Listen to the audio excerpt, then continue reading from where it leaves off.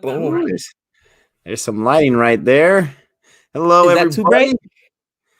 Yeah, no, you're good. You're good. All You're right, like an that'll work. HD now.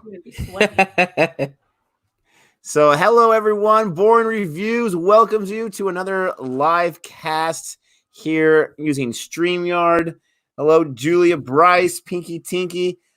Julia Bryce, I noticed that you had asked what time zone. I'm curious, what time zone are you in right now? Where are you watching? What time is it where you're watching? What's up, Niraj? How are we all doing? Nick here. Hello, Born Review Nation. Gabe here. So as they're coming in, hey Parv, good to see you as always. As they're coming in, I'm excited to show. I don't know how to do it here because we're live and I haven't gotten that technological yet. But I'm excited to show in our next video that we have. Let me bring up his name. We have some artwork created for us by Varun Kumar. He requested our last Cricket Tuesday video that I dropped last night here yesterday morning for you all. And he's created some nice artwork for us that we're going to have in our videos from now on, and some logos. So I'm just so excited about that. I just wanted to share that with you all. And if you watch the replay of this, you'll be able to see what I'm talking about on the screen. Niraj, you're in in New the Jersey. house. Cool. Oh, 2K Guy-Tone days. Uh-oh. You know what? Like mine's, like mine's. I lived in Jersey actually for a while. I lived in Ventnor, New Jersey. It's right outside of Atlantic City, New Jersey. I got family out in Mays Landing and whatnot, but lived out there for about 2-3 years actually before I came to Vegas. That's Fun cool. fact: I actually graduated from Atlantic City High School. You got two people from Jersey. I didn't notice that. Julia too. I mean, that's awesome. Jersey in the house. I wonder why we're getting so much love from Jersey. We'll take it. That's awesome. The only time I spent in Jersey was the one time me and my wife and her sister visited New York. We stayed in East Rutherford because it was much cheaper. And we were able to go on the bus every day. We drove right past MetLife Stadium and all that kind of stuff. East Rutherford, yeah, that's where the Giants used to play. Giants and Jets used to play. They still do. The new stadium's there too. That's MetLife. That's the new one. MetLife, yeah, we'd always we drove next to there's a horse track there and everything. Yeah, dude. New Jersey, I tell you what's funny. Like, if you live in a city, right? Everybody from New York's like, New Jersey is not New York. There's this really funny episode in How I Met Your Mother, where he's trying to hook up with these two girls. They're like, yeah, we basically live in New York, and they're taking a cab. Like, what? We're in the Holland Tunnel. They end up in Jersey, and he's like, let me tell you something. You got to earn the right to say you're a New Yorker. Okay, I'll do a lot of things to hook up with a girl, but the one thing I won't do is drive to Jersey. And people are like, oh, what's wrong with Jersey? Like, literally, so many New Yorkers live in Jersey, bro. And if you watch the show The Sopranos, that's where Tony Soprano, his crew's from. Fun fact, man. There's a place called Trenton, New Jersey. That was the murder capital of the United States at one point, bro. It was rough out there, no joke. Late 90s, early 2000s, rough. A place called Harrison. Never been to Harrison, but been to a lot of different places in New Jersey. By New Jersey, Cherry Hill. Oh, we went to some nice parties up in Cherry Hill. Well, back when I was a high schooler. What college is up by Cherry Hill? Help me out, guys. Is it Stockton? I think it's Stockton. While they're thinking, good morning, RK. Looks like your boy Zion's in here, Mr. Lara. We got Mohan. Good morning, everybody. Good evening if you're from other places. Do you have any questions about cricket? Oh, I got so many questions about cricket. It's not even funny. I feel like I'm learning a little more. Okay, so there's been some articles that I have not read yet, but I was just playing some more Real Cricket 20, and maybe it's just the game. Maybe it's a glitch on the game, but this wide thing is driving me crazy because I understand if you throw it behind them anywhere past the wickets, then it's considered wide. But in front of them, you can throw it as far as you want in front within that rectangle. That's my main question right there. I know it's been you've explained the wide. It's just not clicking for me. So if you can help me out with that, Julia, that would be great. As you're cooking up that answer for us, let's go ahead and get right into section 375. We know for quite a few of you that are in the room, you've been waiting for this. And so we're ready to talk about section 375. This is a film that was directed by Ajay Bal and written by Manish Gupta. So we want to give them some love. A lot of time we focus on the actors and sometimes on the directors. We don't focus on the person that wrote the film. And me growing up, I always wondered, like, what in the world? Why does the writer not get the credit? Because these are the words that these people are saying. So Manish Gupta wrote this. It stars Akshay Khanna, and he plays the main lawyer. Rika Chadha and Akshay Khanna, I think I said that wrong. Meera Chopra. And so this is produced by Panorama and T-Series. So this film is not based, but it focuses on the piece of legislature, the part of the Constitution of India, Section 375, where basically a woman needs to give consent, and it's against the law to not get consent and do certain acts. But at the same time, in Section 375, I think it also protects those who may be accused, where it has to be founded on the law. I may have butchered that, but yeah, no. I understood it a little bit differently. I understood basically that the burden is on those that are accused to be, to prove their innocence, where, especially here in America, you're innocent until proven guilty, which technically isn't really how it's supposed to be that way, but that's not how it works. But yeah, the burden falls on that person to prove they're innocent. And I tell you what, this movie, bro, is super, super gutsy. I can't we keep it PG on here. I would say nothing else. But you know what? These writers are super gutsy, because right now the Me Too movement is front and center. Okay. Harvey Weinstein just got indicted, forget about indicted. He just got convicted, and he's going to jail for like 100 years. I mean, for all intents and purposes, it's a death sentence because the dude's super old. I actually just saw that he was trying to petition to get out because of health reasons, coronavirus. But anyway, not to go too far off track, the point is that to come out with this movie right now in the middle of the Me Too movement, we're saying, wait a minute, and a lot of people have said this so far, wait a minute, the men still deserve a chance to defend themselves, and now basically get of something like this, it's a death sentence, basically, politically, and economically, it's going to cost you so much money to defend yourself. And what about those guys that are not guilty? Case in point, Amber Heard tried to bury Pitt, and come to find out that not Brad Pitt, I'm sorry, who was she married to? Johnny Damon. Johnny Depp. Johnny Damon, Yankee fan, right? Johnny Depp, right? But it come to find out that he was innocent. He didn't do anything. She was the aggressor. So there's this very small, but there's a whole lot to that story, though. We right. don't want to get too much into. I mean, I don't know the whole story, but I know that he has been shouting from the rooftops for years, and almost stalking her online in a way. I'm not really a big fan of how he's reacted to it, trying to get her kicked off sets, kicked off jobs or whatever. A whole bunch of nonsense, a whole bunch of bad blood. And you're jumping right into spoiler territory. So listen to me, spoilers, I guess. Come on, guys. You know how I do it. Because how I find out at the end of this film what he's talking about there. But let's back it up about 2 hours here. This movie, it starts off, obviously, or the main thing is about, we get this scene of this woman going into this director. He's a big time director in the movie, fictional director, goes into his house, his condo, whatever you want to call it, his high riser, and she works in the costume department for the film, and she's showing him some stuff, and he looks kind of ticked off. We find out later on why he is, but he looks kind of ticked off, dismissive, and then he's putting some moves on her. He's hitting on her, and she doesn't look too interested, and then he kind of is very forceful with her and this or that. And I'm watching the movie, and I'm like, they're going to show us this right now? Typically in these types of movies, these types of shows, they don't show you the act until later on because there's all this hearsay, and then we find out what happens. And so in the back of my mind, I'm not going to say I was thinking too much about, but in the back of my mind, I was thinking that was interesting. There's got to be a reason for that, but I couldn't put the pieces together on why that was, at least not me right up front. But it's the whole movie is about her getting represented by this new lawyer, kind of new. She's out on her own. She was working for the opposite counsel that she goes against in this film.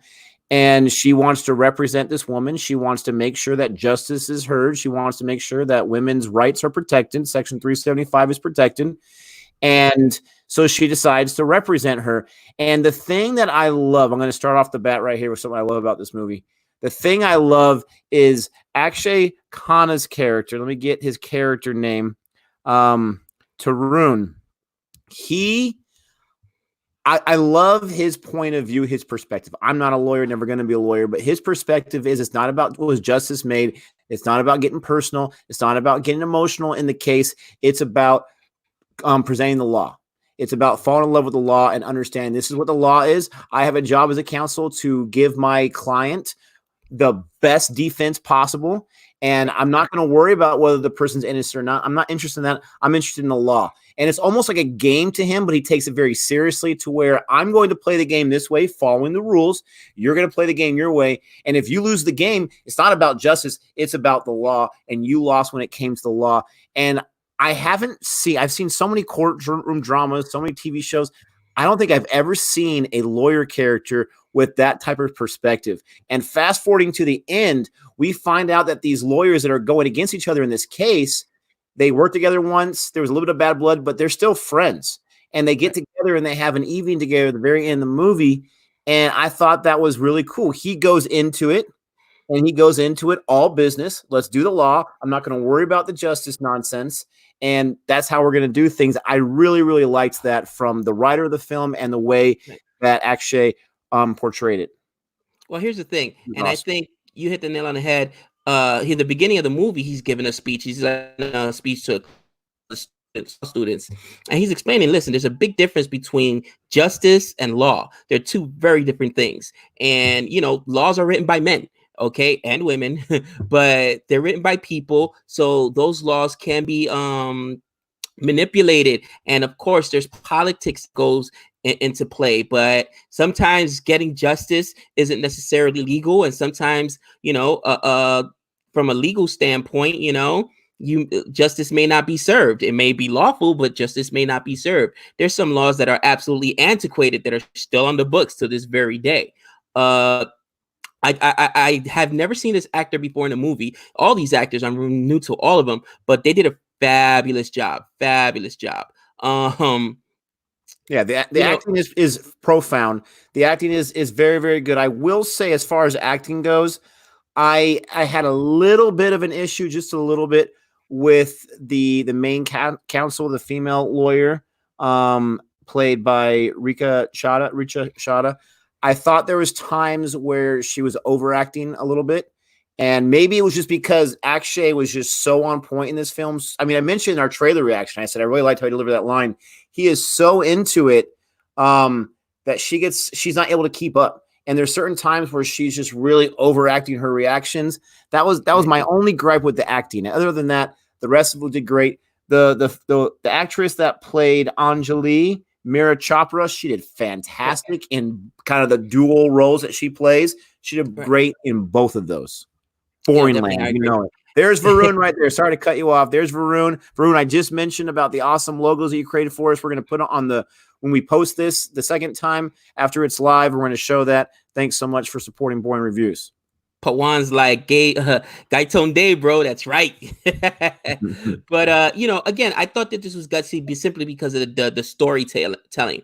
Fast forward, he goes to court, and it's funny because right away in the beginning you saw he got convicted and he goes to jail for this, and you're like, what just happened? This is like not even halfway through the movie, and then that's when the other lawyer comes in to defend him. The first time he went through trial, he gets convicted. So this is actually a retrial that he's going through, that our main character good point. Basically is now going to a higher court. It's like a Supreme Court or something to that effect, that he's arguing his case in front of. I found it very interesting too, the dynamic of not having a jury there. because now you have these two magistrates, right? There's one male, one female, and they're presiding over this. And you could tell that they're conflicted at times, but there's politics going into their decision as well. And that would be my fear, not being in front of just a judge or one judge, or even like a Supreme Court where you don't have an actual jury, and you're letting these people with their personal biases, their personal motivations, influence their decisions. And you cannot tell me that people, you may want to be as unbiased as possible, but if they pull at heartstrings, of course you're going to be biased. And I even thought that the male actually the male magistrate a couple times overstepped his boundaries, because just on the technicality, he should have gotten off immediately. Like, look, evidence that's attained in an illegal fashion that does not have a chain of command should be inadmissible in court. So he got convicted on this evidence, so this should be thrown out, period, the end. And he said, while this is true, and there's been other cases that has been, this is not my court, and I don't deliver cookie cutter, how do you say cookie cutter decisions. Just because somebody else made the decision doesn't mean I'm going to make a decision. Well, that's what precedent is. Okay. You go through other cases, and if they've already set a precedent, this is what you're supposed to do. It's a poison of poisonous tree, they call it. Once you get one piece of evidence that's illegal, everything else is thrown out in court. They didn't do that. Just on that merit alone, he should have gotten off, and that didn't happen. So I was like, oh, that's really interesting. So I was like, man, that's a very slippery slope, basically, when you've got one or two people deciding your decision. When it's 12 people, you just got to get one. But when it's two people, and those people have political motivations, I don't know. But at least in this film, we saw that there was two judges. In Pink, there was just the one judge, and from what we've heard, it's a very common thing in India. There's no jury in India. The problem with the jury system, and there's no perfect system, the problem with the jury system is it's hard to not factor in the emotional. You're talking about these 12 professionally lay people who don't know about the law. They're deciding the fate. And you see too many times in these courtroom shows and whatnot about the lawyers who all we got to do is just convince the jury. It doesn't matter even if it's according to the law. It doesn't matter if my person's guilty. It's about convincing them. So that system is flawed. I like the system because that's what I'm used to, but that system is flawed. But I liked how the two judges were different. They were similar in some ways, but they were different. The male magistrate, like you said, he definitely was no bones around. He was not messing around whatsoever. But I liked how this unfolds. So you're right. He was found guilty very early on. He had Akshay's character to run. He says this was a joke of a defense, and so I'm going to help you out. He's going against public persecution. They hate this director. He's already guilty in the eyes of the public, and we've seen that so many times in society. And typically they are guilty. But for those people that aren't, your heart goes out to them. And he is willing to take that on. And then you see the opposition from his wife. I mean, this guy's not suffering financially, but he feels the need to take on this job, this client, and his wife doesn't want to do it. His wife's throwing the daughter, and, she's going to get made fun of at school. Can't do this kind of stuff. And he is just 100% all about that law. He's in love with the law, as he mentions in his speech early in the movie. But he takes on this role with everyone hating him, and with this shadow being cast over his family, not this role, but this job, I should say.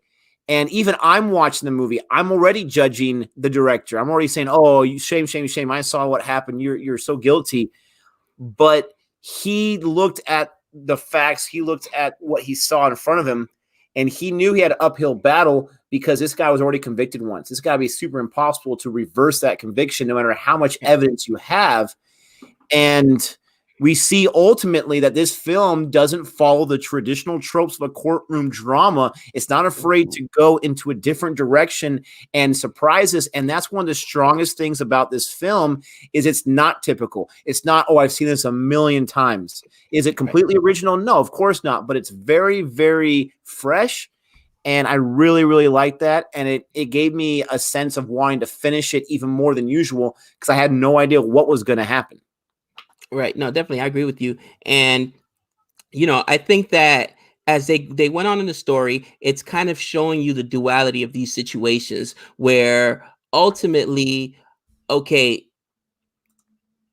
he put him in this position. We're talking about the director. So it wasn't like they were trying to make you feel sorry for him, or that they were trying to say, okay, he's completely innocent, he should walk free. It's actually really hard to find an antagonist in this film. Is the director the antagonist? Is the lawyer, that the prosecutor who put him in jail, and that her case is kind of flimsy, is that person the antagonist? Like, what is the antagonist here? But I think they did a good job of showing you that it's not that simple. A lot of times it's very complicated, a lot of shade of gray. For instance, when we were going back to the evidence being tainted, you find out that one of the police officers was trying to blackmail him, which is why it took like a 7-hour window, a 6-hour window, whatever it was, to go get arrested from the time the girl filed the police report to the time he was picked up. And he was able to prove through phone calls and phone records that he was trying to blackmail him. And in court, he had to admit, like, oh yeah, I didn't do it originally. So, and this was the guy that collected all the evidence. This character reminded me of Mark Furman, okay? O.J. Simpson trial, where, dude, here come the claims, bro. Get ready for a phone call. All right. But no, seriously, think about it. At the end of the O.J. Simpson trial, Furman wasn't the lead investigator in that case. He wasn't, but he was the one that collected the most important evidence. But he was the one that collected the most important evidence. And at the end of the day, I think Johnny Cochran's genius in that case was, you weren't even asking at the end of the trial, was OJ guilty or not? It was Mark Furman a racist cop that planted evidence? That's what everybody know. You forgot OJ was on trial. He put Mark Furman on trial, and that's what this lawyer did. He put even the other lawyer, I forget her name, says, hey, the cops aren't on trial here. He is. Why are you attacking him? But he was smart to do that.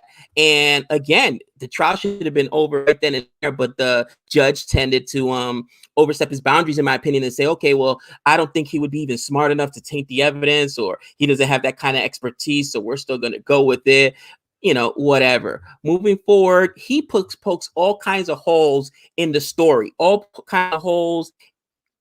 You're saying to yourself at this point, even if he's not innocent, their prosecution was frivolous, so he should walk free. But seeing what he did, do you want this guy to walk free? You know what I mean? And that's really one of the questions in this trial. Like, should he be guilty because of his character? Because he's not a nice person, because he's a vile individual. He kind of brought this upon himself. Should he go to jail for that? Or ultimately, because he didn't do what he was accused of, should he walk free? You know what I mean? Yeah. It's tough, because in this movie, there's a lot to talk about. But for me, personally, I don't really want to talk too much about the specific facts. I want to talk about how different this movie was. One of my favorite scenes, and we see a little bit in the trailer, is when during a recess, Akshay's character goes out and he gets stopped by the media, gets interviewed, and then someone sprays some ink on his face, and he turns back around and he walks to the bathroom to get cleaned up. But just that shot of him walking and that intense look on his face was quite unique for me, because it didn't look like someone that was angry. It didn't look like someone that was going to cry. It looked like someone that was just on a mission. This is my job, and I don't care about all these people that want to destroy me or hurt my family. I have got to do this important job, because this guy was cheated by the law. This guy may be a scumbag. This guy may have done this a million times. He may do it again to some other poor, unfortunate person, but he was screwed over by the law, and I'm just not having it. And he just goes to the bathroom. He just washes his face. He goes right back to it. He doesn't try to shove that into the judge's face, like, you guys got to protect me. He just moves forward with it. And it's scenes like that I absolutely love in this movie. He's having that little like bite to eat, like almost like in a food court or something like that, or in the cafeteria with what's her name? Haral's character. And I mean, he's just so focused the entire time a lot of actors are focused, like a Joaquin Phoenix or a Leonardo DiCaprio or a Nawaz, but you don't see it too often. And this guy was super focused the entire, or Amir Khan, he's a big important example of that. These guys, these actors and actresses are so focused. It's such an impressive thing to watch. And even in a scene like that, where you can be tempted to do different emotions as you're walking down that hallway, I don't know, I might just be making too much out of it. But for me, I just was really captivated by that and by his performance. And it just elevated the entire movie, elevated the intensity. And it made me just for a little bit like his client a little bit more. But most of this movie, I could not stand his client. Right. And I mean, I think that was the intention for you not to stand him. But still, are you going to send somebody to jail for something he didn't do simply because you don't like him, because he's a bad person, because he technically put it upon himself?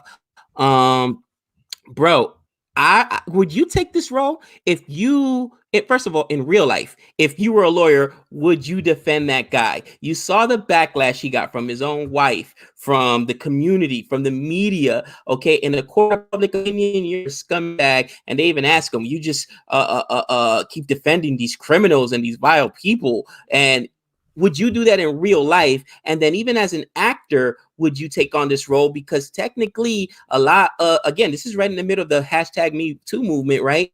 So, there could be a lot of people upset about it. And like, that's why I said, it's a really brave movie. It's a gutsy movie, but I don't know if I do it, man, because all it takes, especially as a celebrity, is one wrong move. You say one wrong thing, you do one wrong thing, including getting the wrong movie, and it's over for you. Okay.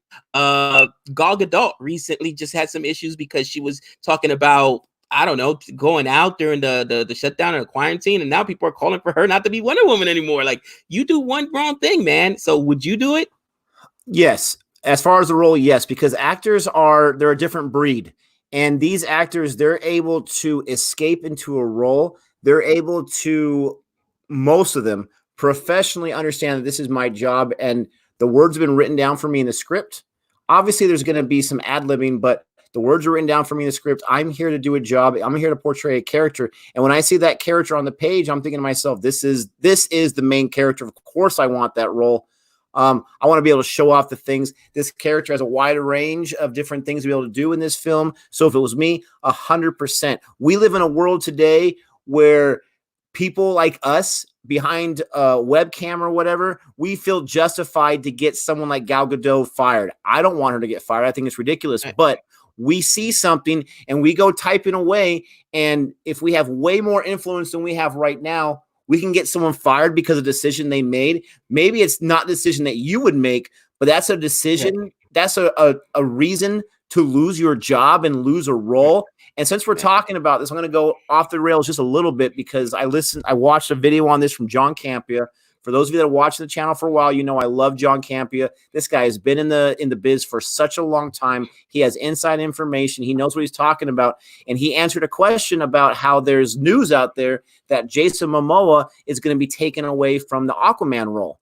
And there's no reason behind it. He has no, drama behind it, but that's just reports on all these different sites.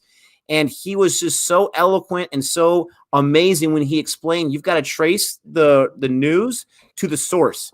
And he traced it all the way back to the source of this one website that says we got things covered or something like all things covered, something like that, where they are wrong 97% of the time. So they just throw out random fake facts out there and people eat it up. And when I was watching that video, I was thinking, if DC fires Jason Momoa, I'm done. That's the dumbest film franchise ever run because he's fantastic. Luckily, it was a rumor. But my point is, we feel justified to get people fired because of a decision they make. If it's not illegal, then what are we? I mean, it's crazy. So yes, I would take the role. I would not fire Gal Gadot. Right. Same thing with Eva Angelina. She just got into trouble for posting that she had taken her daughter to some kind of gym that was, and during the quarantine, and it was like, if it's open, it's not illegal. I'm getting my child out of the house. But people were saying she wasn't taking the quarantine seriously, and now they're calling for her head. She should, Marvel should fire her from being the Wasp on Ant-Man and the Wasp. But it's ridiculous. Okay, so now if you were a real life lawyer, would you defend that guy? Think about the guys that take on these tough cases. No. I don't think I I'll could admit, either. I would have chickened out for sure. Because for me, of course, I don't want to be in any kind of harm or any kind of whatever. But for me, the biggest reason would be my family and what they'd have to go through. I'm just that stubborn to where people keep telling, if someone tells me not to do something and it's not against the law, I'm probably going to do it if I want to do it, because no one's going to tell me not to. I've never been subject to peer pressure, and thank goodness it doesn't affect me too much. But with what my family would go through, of course, I want to take up the case. But he does take up the case, and it's I got my ball too, and he It's like a stress ball. he uses every trick in the book. Some of them you can say unethical, but Whoa, let's stop right there. There's no love law, Liz. All's fair in love and war. All's fair. yes, Okay. but there are certain laws, there are certain procedures you have to go through. And we see this in all these kind of courtroom dramas where, oh, Your Honor, I just heard about this today. I didn't have a time to let the co-counsel know about it. That's a bunch of hogwash. We all know it. And I'm not saying that the moves he did I did not like. I absolutely loved it, especially the one about the footage, the CCTV. Where he lied to her? Yes. Oh. And he do it all the he time, was right there. I mean, that's a huge bluff. I absolutely loved it. But my point is, he talks about loving the law, right? He is all about loving the law and going through the law, and then he's willing to do these tricks. But the reason why I had no problem with it is because his client already had the cards stacked against him. His client was already a victim of not having the law work on his side. So I feel like he thought, like, I have to go for broke. I have to swing for the fences. I have to go for those sixes because I have no other chance otherwise. So I had no problem with it, but it was unethical. Come on. Well, I think that even he was telling his adversary, who used to be in his firm as well, and then because she didn't like what was going on over there. But when they had that conversation, he's like, "Look, I have a job to do. I want to win. Okay, as a defense attorney, you have a job to do. You want to win as a prosecutor. The judge has a job to do. They want to win because that's going to get them a higher office, a higher judgeship. So everybody is trying to use the law in order to win, and we'll do whatever it takes to win." So he kind of prepared her for it, but she did some underhanded things too, where she was like, at first she was like, no, this never happened. And then, well, even if it did happen, then, she just changing her story. And I thought that she was getting beat as, just looking at it from an outside observer. Like, okay, first you said that it was never consensual. Then you're saying, well, there's a chance it could be consensual at first, but just because it was consensual all the other times doesn't mean this one time it was consensual. And he just kept poking holes in her story about how the flowers under the bed weren't fresh when they were found. I mean, this is a fabulous movie, guys. You got to really watch it. Great courtroom drama. But fast forwarding to the end, so we don't give everything away, but they end it in an unconventional way. And I was like, interesting. But is that probably what would happen in real life? More than likely, especially once, the show we were watching that we were talking about that we're going to do a review on, For Life, right? Once you're convicted, getting out the first time is one thing, but once you've already been in our system, everyone knows it.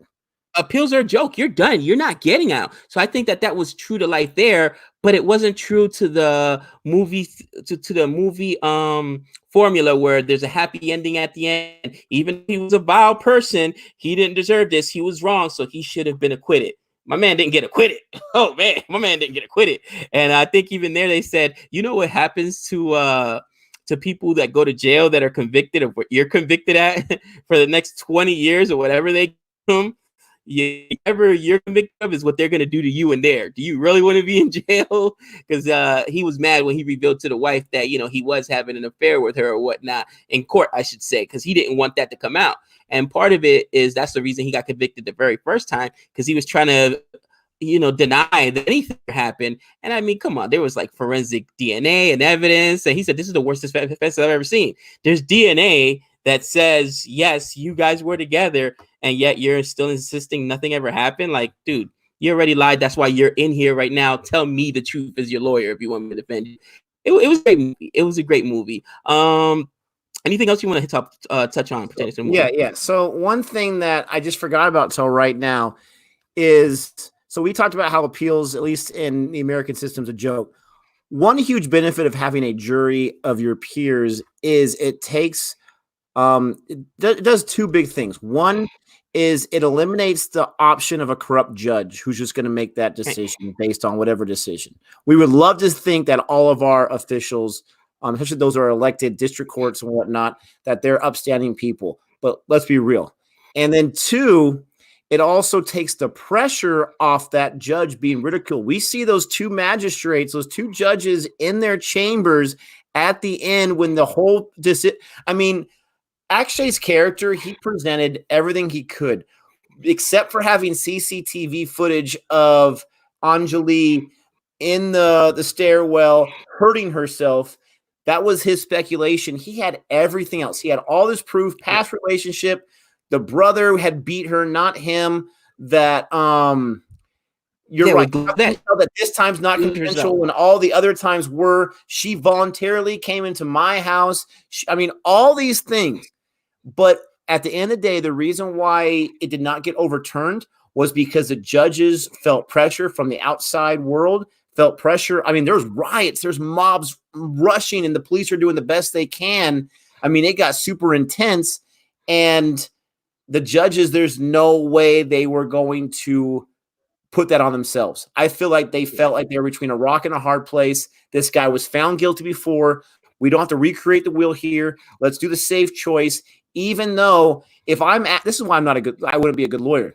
If I'm Akshay's character to run and I have just one of those things that he presents to create doubt to where my client didn't get a fair trial and he should be acquitted, I'm feeling pretty good about that. He had 4, 5, 6, or 7 different things, and it still wasn't good enough because at the end of the day, those people outside making all that noise, they frighten me, and this is not worth my life. This is not worth my job, and so this guy is just going to be found guilty. The thing I did not like, this is the thing I hated the most about the entire movie, and I love this movie. The thing I hated the most was the end. Now, I am always someone, and I talked about this on a movie not too long ago. I want to know what happened at the end of the movie. I'm that dumb. Spell it out for me. But they did such a great job spelling it out for us that Anjali was setting up this director to get back at him. Hell hath no fury, right? And a woman scorned. I felt like that was a slam dunk that was there. Why in the world would that character who was that devious, Anjali, why would she then brag about it afterwards? I'm not sure if India has a double jeopardy law, but she wasn't on trial. She could have gotten arrested for lying and false offense and then having to go through her own court system. Why would she say that to her lawyer, with the exception of the director, the writer thought the audience was too dumb to figure out that that's what was really happening? For me, it made no point whatsoever. I think that you hit the nail on the head. The director did want us to know that she did do it. It wasn't just all speculation. So I think that's why the director put that in there. But I don't take it as she was bragging, because if you saw when he was getting driven away, she was crying. She was tearing up. So I felt like she felt some remorse at that point. Like, look, no, I feel like she was tearing up because she still liked him, but she was ticked that he made her do what she did. That's how I felt. But keep going. Sorry. I felt like it was remorse because what she says is, look, he was completely right. And we're talking about the lawyer that Akish is playing. Okay. He didn't rape me, but everything he did do is almost just as bad. So that was her way of saying, yes, this didn't happen, but he still deserves to go away for what he did to me. But I felt like she had remorse, because that's why you saw the tears coming down her eyes, because it wasn't like she was laughing or celebrating about it or anything. That was just my perspective. But ultimately, I think the director did put it in there so that there was no doubt left in our mind that no, this guy was innocent of this one crime. He was guilty of everything else. Okay, he himself admittedly was a 2-time, at least twice, 2 different women we find out during the course of this trial that he's had an affair with, because of course he's married, and he used his position as a powerful director to put him in vulnerable positions so that they had to do what he wanted them to do. So again, he's guilty of a lot of things, and I think that that's what the director wanted us to know. But I thought it was pointless. I would have rather it been presented a different way. It seemed lazy. It was up there, driving away, walking out Oh, by the way, he didn't do it. I lied the entire time. She knows her lawyer is passionate about justice, not law, like her opposing counsel. I just thought it was a bad move.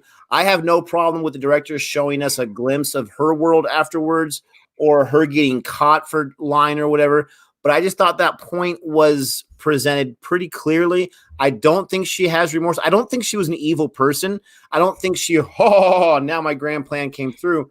But I do think that her goal was to make him pay for taking advantage of her. And her tear could have been because she knew that she went super far, but she obviously felt justified about it. I think she's more of a complex character than she was just an evil person. But I didn't like that part.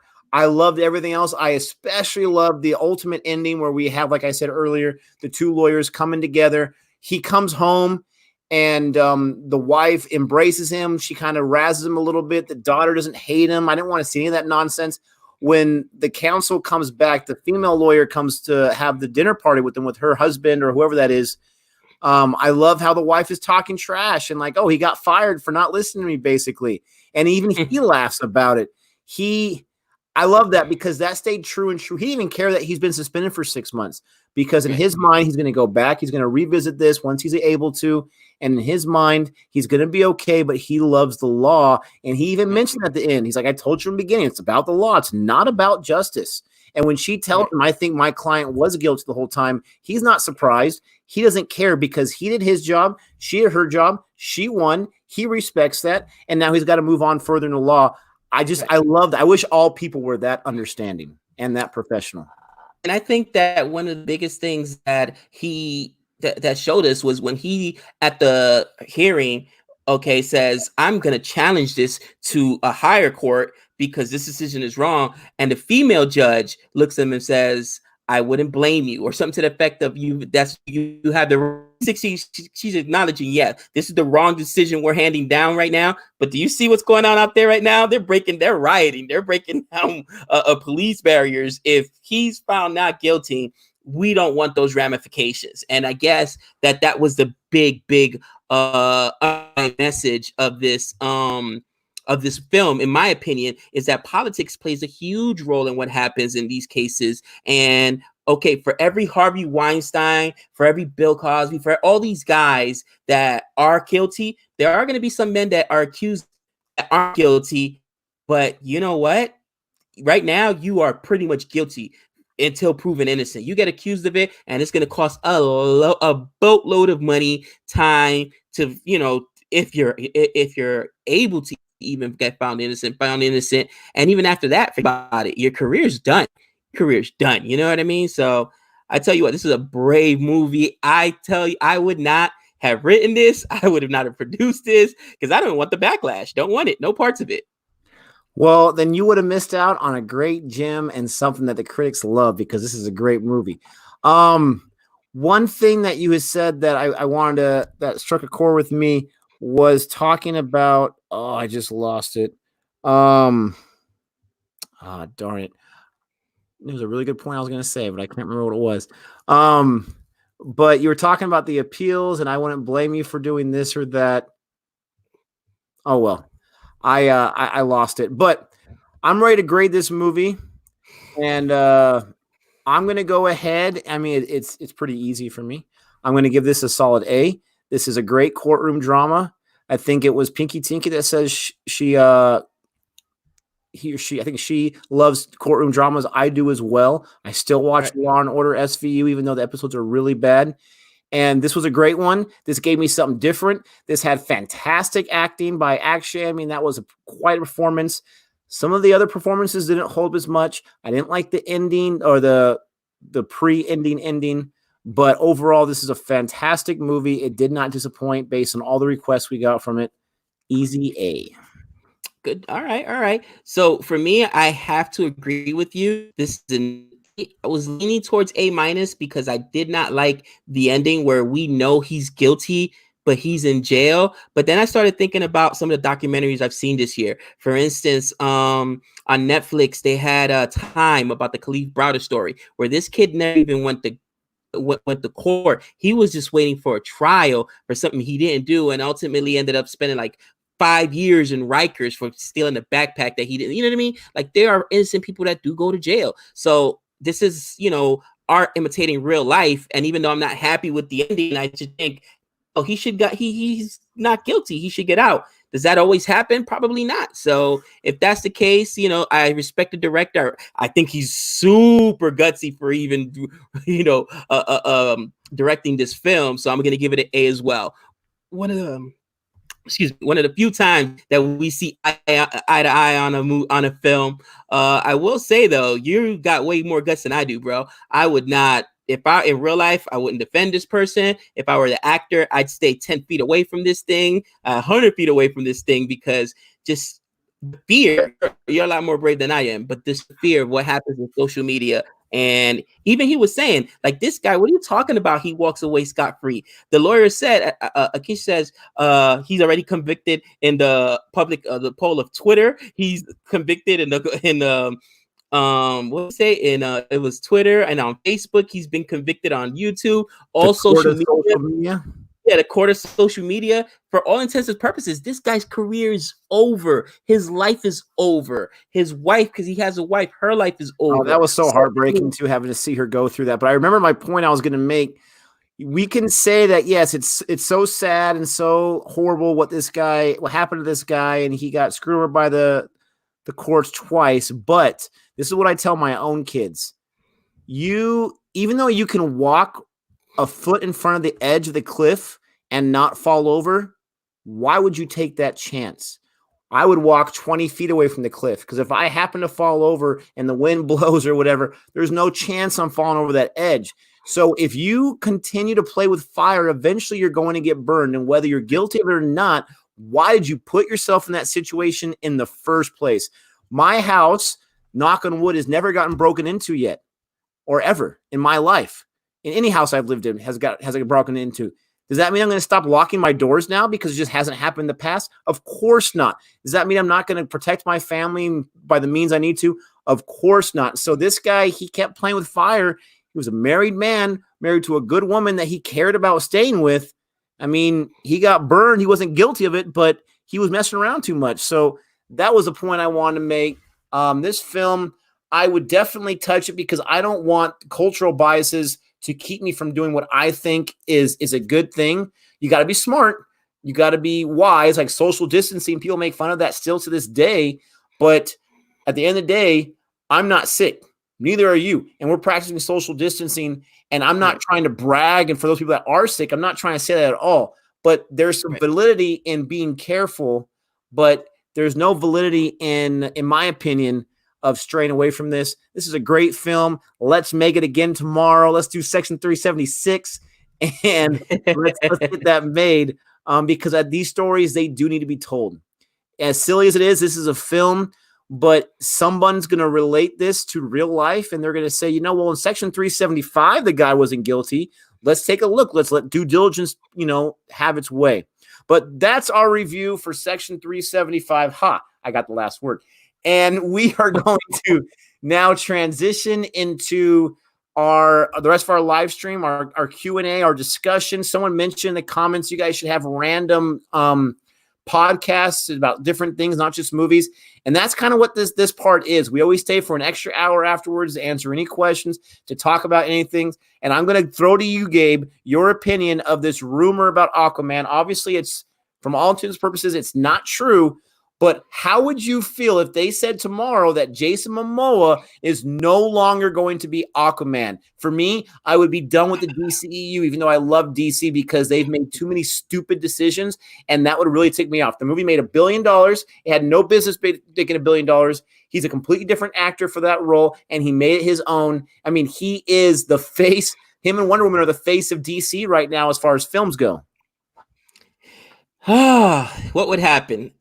There would be an impromptu live stream where I am going to rant like no one's business, but ultimately, bro, I'm a loyalist and I will watch the next DC film that comes out because I can't quit them. I can't quit you. Okay, I can't do it. Couldn't we at least agree to watch and protest? We would watch and protest. Trust me. I would I would start a Twitter up so that I can get banned from there because I'd let them. I'd give them choice words, but it is not just, I mean, from Momoa to Eva Angelina, that was about, like, I want to say it wasn't even a week ago with her. She took her daughter to like a play gym thing or whatever that was still open in her area. Okay, her kids were locked up at the house. She did nothing wrong, and she just posted it. And somebody that directly interacted. This is why a lot of celebrities stay off of Twitter, stay off of Instagram, because somebody said, "What are you doing out?" or whatever. She's like, "I'm taking my daughter out. This gym around my area is still open. I didn't do anything wrong." Right away, it turned to, "Oh no, you're not respecting the quarantine. You're not taking it seriously. There's thousands of people dying. The economy's wrong. You know, you're a celebrity on your high horse." And she got destroyed. And I mean, people were upset. There were, I mean, thousands of people in that one day just blasting her. She had to shut down her account. And supposedly the rumor is that she may be out on the outs with Marvel. They're pressuring her to get her out because of it. So I mean, it's crazy, man. It's crazy. Fortunately for her, everything's on hold. Real quick, people are asking about the thing I talked about, Aquaman. No, he's not out. They were going to shoot Aquaman 2, I think in December. They were going to start production on that, filming. But he was doing a protest in Hawaii to not build on that land, and he got his foot run over. And so they had to hold on filming. He is not out. This stems from a original story that was presented by a website called All Things Covered or something like that, where they said in that story that he's going to do Aquaman 2, and then he'll do Aquaman 3. And at the end of Aquaman 3, the character Arthur is going to decide, I need to run the kingdom, and so I need someone else to carry on the mantle. And this is all speculation. There's no way they already have Aquaman 3 written out and planned out. There's no way. And if they do, they're just having conversations. So this stemmed from a fake news, basically, theories that got caught into the media stream and just kind of went out of control. As far as we know right now, there's no validity to it. Jason Momoa is still Aquaman, which, you know, thank goodness they're not removing him whatsoever. Angelina Jolie, she's lucky because now everything's on hold. She has time for it to patch up wounds for her. She's got a pretty decent role, I believe, in Eternals, correct? Yeah. And so I can't see them pulling her. If they haven't done any type of filming yet, then it's probably more likely. I'm not sure where they're at on the production. No, bro. I'm talking about Eva Angelina from the girl that plays the Wasp. Angelina Jolie. I'm sorry. From the Eva Angelina. Because unfortunately her character isn't big time right now in the MCU. Again, I think that is overboard, but that's just my opinion. So we're ready for any questions that you guys have. Rashad Pont says, Nick, are you playing the Real Cricket game? Me and Gabe both play the game called Real Quick Cricket 20. So if that's the one you're talking about, then yes, that is the one that I've been playing. If you want to, you know, play against me multiplayer, then just send us an email through our Born Reviews email address, and I'll get the code, and you'll be able to destroy me because I still have not been very good at hitting yet. I'm not very good at bowling, and those are the two parts of the game. So you'll definitely Nick sent me the code today. He's like, all right, we got to run a game. I'm like, whoa. You actually got a win under your belt. I don't feel comfortable until I at least get a win under my belt. That win got me so cocky, and I played a few more times. I'm horrible. It says, which state in the U.S. do you love the most? And why? I wonder. Does it start with an N? Listen. I'm biased, all right? I'm a New Yorker at heart. Okay? I grew up there. How could you not love New York? If you've ever been to New York, man, you know, Madison Square Garden, the Met, you got Broadway. You could go see a show. The food in New York's amazing, and there's so many different cultural neighborhoods. Honestly, Vegas is very diverse, bro. But in New York, you can go from New York's got the different regions, different boroughs with their own culture and their own Red Hook and Greenwich. The best thing I loved about New York, besides all the culture and all that nonsense, and I say nonsense just as, you know, being facetious, is when I visited there, I was so impressed with the transportation. You don't need to have a car and survive and live out there. You either walk to your job, you go to Port Authority, you get in the subway, you go on the bus. I mean, whatever you want, it's all a network there. And when people joke around about New York being dirty and whatnot, it is, but most big cities are. I mean, on trash day, you walk down the streets and all these businesses that are just right there, they have their piles of trash. And I'm like, where's all this trash go? But it's super impressive. The culture, the transportation, the systems they have in place.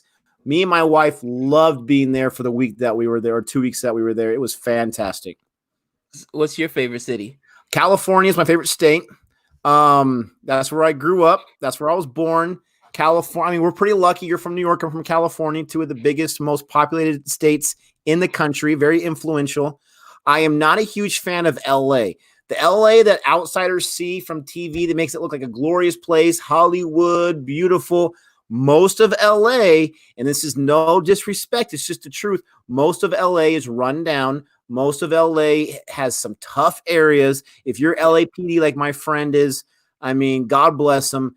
It is some tough streets out there. There are some very beautiful places, Malibu and whatnot. But in California, the thing I loved about it, I lived in the suburbs. I lived about an hour northeast of LA, San Diego, kind of right in the middle. And the thing I loved about it is I was an hour away from everything. The beach, the snow in the mountains, theme parks, Disneyland, Knott's Berry Farm, whatever you want to do, you're an hour, hour and a half away from where I was living from all those places. It was a fantastic place to grow up. And I cannot imagine anyone growing up in a different state, inland, that doesn't have the beach right there, doesn't have this or that.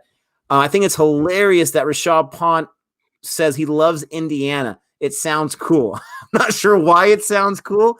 It's a state that's overall, I mean, it's got some cities, but it's overall a rural state in the Midwest. Maybe you like because Indiana Jones sounds cool. Indiana would not make my top 10 of favorite states. I haven't been there, but most of the Midwest states are very similar. It gets very cold in the winters, a lot of farmland, and that stuff's important. But if you're talking about sightseeing and whatnot, Indiana would probably be one of the last places you would think of. I could be wrong. Right. Another question here says, when do you think the U.S. economy will be back to normal? If U.S. Sinks, the whole world sinks. Let me tell you something. We are not economists, okay? Let me I mean, I cannot foresee this going on too much longer. I would say probably till summertime, and then maybe the economy will take a year to bounce back overall to what it was, because we've taken some hits at least a year. But as far as like the lockdown, the predictions are early summer, warmer weather, social distancing. The model show will start slowing down. So hopefully that'll be the case. And once they lift these restrictions, we'll get back out. And I will tell you this: Americans love to spend. So the minute that they start lifting restrictions, we will be out spending money. Okay, movie theaters. I may do it all in one day. Go to a movie theater, go out to eat at a restaurant. Man, we may go to the local amusement park. We're gonna do a whole bunch because we've been cooped up too long. It's a great question, Yash. It really is. And like Gabe said, we're not economists. We're not experts on this stuff, but I can't imagine this not taking a huge hit in the economy. And usually when you have something this abrupt, I mean, going back to the Great Depression, that was almost overnight when those effects got felt. When you have something this abrupt hit the economy, and it's not just our country, it's across the whole world, it takes a long time. I would recommend probably, or predict maybe a few years to be able to bounce back from that kind of economy. I mean, you're talking about sports arenas are empty. You're talking about people that have jobs with thousands of workers not working right now. You're talking about the strip that's not too far from us in Las Vegas shut down. I mean, that's never happened in the history of my life. This is going to have some lasting effects. And hopefully for all the people that had seasonal jobs or maybe non-career jobs, they were working part-time or whatever, hopefully they're able to jump back into their job. But this is my fear. And let's use movies as an example. When the whole thing stops and they open the movie theaters again, I don't think that, let's say Thursday, the whole world's declared coronavirus free and we can now go to our shops and the theaters. I do not think that on that Friday, you're going to have a packed house for a big blockbuster movie that's being released. Let's say Venom 2. I don't think you're going to have those packed houses. I think it's going to take months for people to get in the regiment, to get their job back, to prioritize, okay, we need to buy these other things before we buy movie tickets. It's going to have a lasting effect in a lot of ways. Think about all the TV shows and movies that aren't being made right now. We've got to wait longer for them to come out. It's not just that, but shows like on Netflix and Amazon, they're going to have to get creative with their shows, their seasons that they want to film right now. And how are they going to do that? It's going to have huge lasting effects. And hopefully for everyone right now, hopefully you're still having a salary income coming in and you're able to save that for that rainy day. Because unfortunately, it's going to have some lasting effects. It's unfortunate. Stay away from New York. 75,000 plus cases. Yes, I agree. I got a lot of family out there still. It's a scary situation. What have we been doing? It says looks amazing in the movies. Honestly, I will say for one of the few times in my life, it looks just as beautiful in real life as it does in the movies. I didn't believe it. I thought there's no way it's going to look that nice. Central Park is such an anomaly to me. It is right in the middle in Manhattan right there, and you have these big old buildings. Gabe can tell you more than I can that have been there since the 1800s, for crying out loud. You have the hot dog vendors. But Central Park goes on for days when you're walking in and you're taking little hikes, and they have these different performers in certain places. You have long stretches of grass, and we're talking about New York landscape, super expensive land, long stretches of grass where you have all these random people laying down with their shirt off, tanning, they're playing football. I mean, it is such an amazing thing. Yeah, no, Central Park is massive, brother. I mean, it'll take you forever to get through that thing, and there's so many different areas come in and out of the park. It's super it actually connects different neighborhoods too, or different areas of New York. You know what I mean? You can come in through, I forget where, in the Bronx, and then on the other side come to Manhattan. And again, Bronx and Manhattan are relatively close in distance. All these boroughs, but bro, it's super nice, and it's heavily patrolled. There was that Netflix docu-series about the Central Park 5, and that happened in, like, I want to say it was the early 80s, or probably 84, 85, something about, I can't remember the exact date. But after that, man, the patrols in Central Park, I guarantee you, it's probably one of the most heavily patrolled places in New York City, bro, especially at night. You see cops there all the time. So if you're out for a stroll, I've done the whole carriage ride thing with dates before, which is super cool and super expensive, man. It's like $100, bro. But you see the cops everywhere, man. So they really patrol. It's super safe. Once the world comes back to normal, I definitely suggest anyone to go. What about this question from Julia? What have we been doing in quarantine? I have been still communicating with my students. So I'm putting up lessons for them under a daily basis, communicating with parents. And then outside of that, I've been doing whatever the wife tells me to do. I've got a long honey-do list. We actually cleaned out the garage, and, whatever she tells me to do, basically, that's what I do. Went hiking a few times with her. And watch a whole bunch of TV. I binge watched, what was it? I told you about Tiger King. Binge watched Tiger King. Wait for my review on Tiger King, guys. It's crazy. Yeah, I'm still waiting for it. This is a great question. For me personally, I like to stay at home, and my wife likes to go out and do stuff, not necessarily spend money, but just get out and do stuff. And so typically, she usually wins. So most Saturdays we spend the entire day running errands and doing stuff. And then we get home and I start griping, like I haven't been able to sit down and watch the football game or do this or watch a movie. There's all these things I want to do. So I am loving life right now, because with the exception of this virus that's affecting so many people, I'm not relishing that whatsoever. But I'm been put in a position where I have to stay at home. And we're still not there yet where we live, where it's not a mandatory lockdown, but businesses are closed for the most part. But with the exception of work, we're still working from 8 to 2:30. We are working every day. We're doing school stuff, staying busy, contacting students and families. So it's not like we have the entire day to do nothing. We got our kids at home to entertain and feed and all that kind of stuff. Me and my family, we go outside once a day. We live in a cul-de-sac.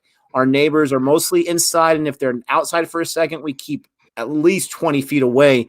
But we do bike rides, we do walks, the kids play in the cul-de-sac for at least an hour every day, so that's nice. We get some sun there. I'm watching a lot of shows on Hotstar, on Netflix. I've been watching The Test right now because I can't find a show on Voot anywhere. And I've been really enjoying that aspect, working on more videos. We're dropping like 3 videos a day. It's been kind of nice, and I've gotten back to doing some writing and whatnot. There's still a lot more I want to do, but a lot of it centers around the TV shows we're watching. Every night as a family, we're watching a movie, and I had stocked up on a bunch of popcorn and whatnot. So, we're enjoying that aspect of it. Check out this question over here, RG. I love this question. Okay, your favorite Friends episode? Oh, we're gonna be here for an hour. We're gonna be here for an hour. Friends episode. Oh no, not even a little bit. No, I mean we're gonna be talking about it for an hour. It's awesome. Favorite Friends episode? It's called Embryos. It's the one where the Ross is giving them the game, and they're all doing. That's my favorite episode. Animals dressed as humans, and they're trying to see who knows. Relative. It's all relative. The funniest part round. The lightning round. The funniest part about that, which I didn't get it when I watched it years ago when it first came out, but as I've gotten older, you start looking at little things, and of course, so their literature category. Do you remember what was in their literature category? A TV Guide. Shenanigans Bone. Well, actually, it's missed. It's awesome. He said, "I'll take literature." Literature. We steal that magazine every week. Oh, that is my favorite episode of all time. What's your favorite episode, Nick? You snatched it from me. That is my favorite as well. So I'm going to go into my friend story, and I'll make it kind of quick. So first of all, Friends was going on for at least 4 or 5 years. I didn't pay attention to it. I was kind of young when it first started, like 10 or 11 or so. And then as it got on, I had in my mind, this is a girls show. And I grew up in the day and age where you had girl shows and boy shows. And so I didn't want to watch it because I thought I'd get made fun of. My older brother, who was my hero at the time, he said, "What are you talking about? This show's awesome. You should watch it." That's all I had to hear. So we started watching it. We got one year for Christmas, when I first got into it, this best of 5 episodes. This is before Netflix. This is before streaming. This is before the series was on DVD. But they had this best 5 episodes. And so we watched that over and over until the series would run live and reruns. And one of them was the Embryos episode. So it was just, we watched that so many times. There's not 1 second in that show episode that I'm not laughing. They have the whole moving. You are ruining moving day for us. I mean, there's so many great things. Ross is like, "Oh, I don't have a job and a kid and a life of my own. Fine, we'll have Phoebe do it." No, I want to play. I want to play. It's so awesome. And then, how'd you know they were going to have Scotch tape? Oh, we used the rest of this last night making scary faces. But I will say my second favorite was also on that best of DVD. And it's such a random episode, but it's where no one's ready. Ross has this award dinner. Drinking the fat. And they're just wasting time and driving him crazy. And there's just so many awesome moments in there. There's one moment, it's a story that I've repeated to many people, where Chandler's sitting on the couch and he's like, "You know what's weird is Donald Duck never has any pants. But when he comes out of the shower, he has a towel around his waist. What's that about?" I mean, it's a great question. It's such a random question. I'm taking it. Oh, that's hilarious. I mean, probably my second favorite Friends episode of all time. That is one of the best, though. But it's the Thanksgiving dinner with Brad Pitt. Yes. That one is hilarious. We all need to point. We all know who Ross is. He said, "High five, Jesus." Brad Pitt was so awesome. It was so good. I became a Brad Pitt after watching that episode because I was like, I had always seen him in movies where he's either, a stoner, an action star, but having him play that role was just so hilarious, dude. No, there's so many great episodes. I love the one where they get back from peeing on the jellyfish and Ross has to clear things up with Rachel, and he falls asleep at her letter, and he's like, "It was 17 pages, front and back." Oh, no. My favorite part about that episode, he said, and by the way, Y-O-U-R means your. Why are you apostrophe R-E? Is you are. Oh, my. It was hilarious, dude. Or the part where at the very end, she's trying to burn him. She's like, and by the way, it's not that common. It doesn't happen to every guy. And it is a big deal. And then Chandler comes from behind the door. I knew it. Oh, So man. That's one moments. How about this Friends random is- question? Have you ever been to Six Flags? The answer is yes. We have one called Magic Mountain in California. Me and my wife are actually going to take our son for his birthday when all of this outbreak stuff happened, and we canceled the trip, which was wise because the day we were going to go was the first day they canceled the park, so we would have wasted a trip. But Six Flags is awesome. You remember what happened? I called you. I'm like, did I text you? I don't remember if I called or text you. I think you one or the texted, other. and you were too afraid to call. You didn't want to tell me And the news. And I was like, I'm like, bro, I'm getting news from family back home. It's getting really ugly in New York. I don't think you should go. It's not safe for you and your family. And then you text me back and I'm like, bro, it's already done. Don't worry about it. The trip is canceled. But I remember that. Is Friends available in Hindi dubbed? It better be, because they're missing out on one of the greatest shows of all time. I don't know. That's a great question. I can't imagine that it's not. Again, a lot of Indians that we, on YouTube, they speak English. So if you know at least half English, check it out, for crying out loud. I was so upset when I almost canceled Netflix when they got rid of Friends, but then I remembered I love Netflix and I've been with them so long, I can't quit them. But I didn't realize what Netflix was paying per season to have Friends on there. It's ridiculous, bro.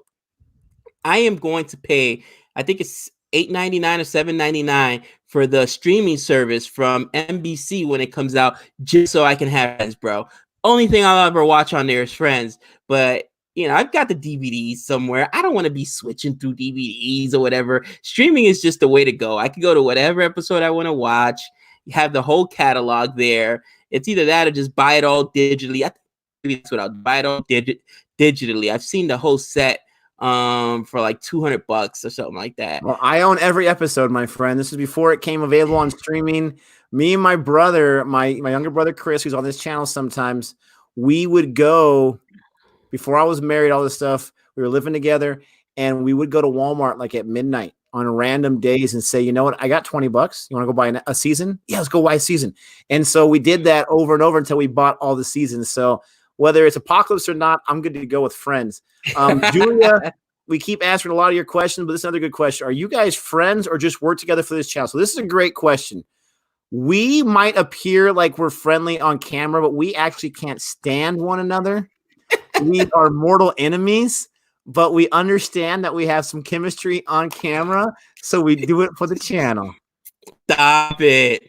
Listen, we're some great friends. Our wives get mad. Actually, when my phone rings or whatnot, or I get a text message like, oh yeah, your husband's on the phone. Because if it's Nick, and I'm sure Jody tells him the same thing, because I'll call him all rando and have him on the phone tied up, talking about baseball or fantasy sports or Marvel movies for like an hour. Every talking about nothing. Lunch at work, every prep.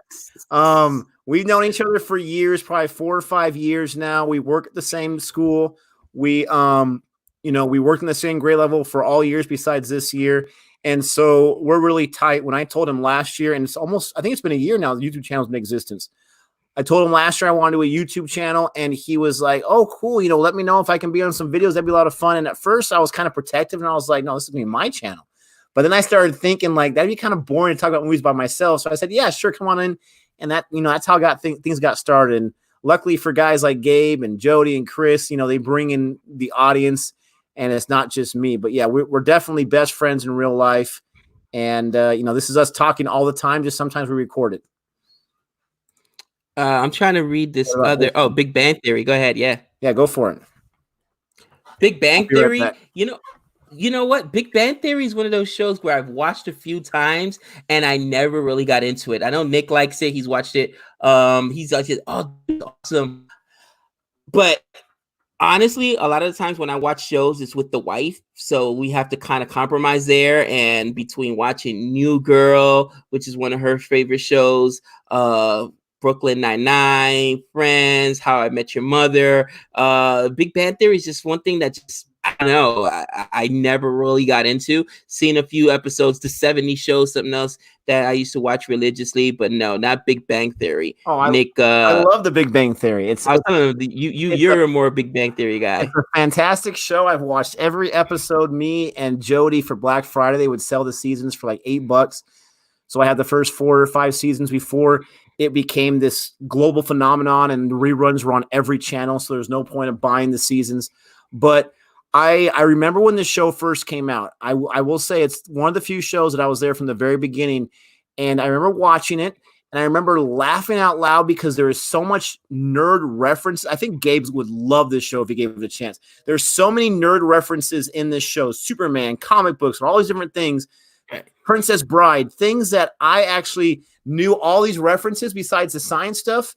And I'm like, this is a great show. But I remember thinking there's no way this lasts past the first season because it's too nerdy. It's too much about these nerdy references about things that I love growing up. And to my surprise, luckily the Sheldon character, who I hated the first few episodes, connected with American audiences and audiences around the world, that this show went on to be the most successful show at one point. And I was just so happy about it because the first 7 seasons are absolutely fantastic. There's not one bad episode. You got Friends, you got Big Bang Theory, you got The Office. Those are the only 3 shows I can think about. And The Office, the last few seasons weren't too great, but only shows I can think about where every episode is just so rewatchable. No, bro. How I Met Your Mother's hilarious, bro. No, I haven't got into that show, so I can't, I'm telling you, if you're a Doogie Howser MD fan, NPH, Neil Patrick Harris is awesome in this show, bro. He is he wasn't even supposed to be the main character, but he goes on to become the main character. And I'm telling you, the show is hilarious, man. Look at Varun's question. I saw many Hollywood movies with schools and colleges in them. You are teachers. I want to know how accurate they are with real schools. And what do you feel when you see them? I already have some thoughts on this. They're not very accurate. Now, we work at an elementary school. I think most movies are high school based, but, they're not very accurate. And one of the things I say about that is in all the elementary teachers they have in shows, they always have the same setup, and this is not how you have in a classroom. They have that desk in the front of the room. They have the blackboard behind the desk, and they have the students in front of them, all in their separated desks in like a square. They have like 12 students, for crying out loud. Give me a break. No teacher that I know in my 10 years of teaching, I've never seen one teacher that puts their desk in the front. And one of the main reasons why is all the plugs are on the outside in the corners where your network and your printers and everything.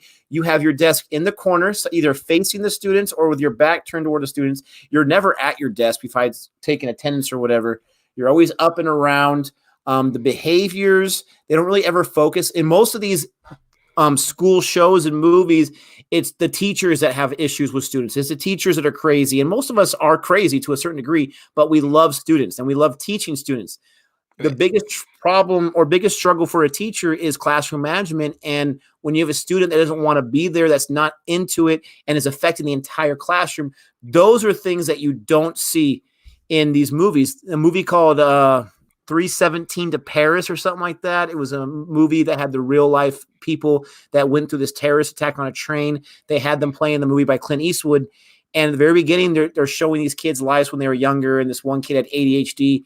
And it was this parent conference where the teacher literally says in the movie, which just made me cringe, your kid would do so much better if you medicated them. If you medicated them, I'd be able to do my job better. And I remember thinking, like, no teacher would ever say that to a parent. You would have to be the dumbest person on earth. Now, if some teachers maybe thought that, maybe when they're frustrated, but no one really thinks that way. No one would really say that to a parent, that it's just the medicate. I mean, I was so mad at that point, and that was the first 5 minutes of the movie. So my answer is no, it's not accurate. Well, from that perspective, I see what he's saying.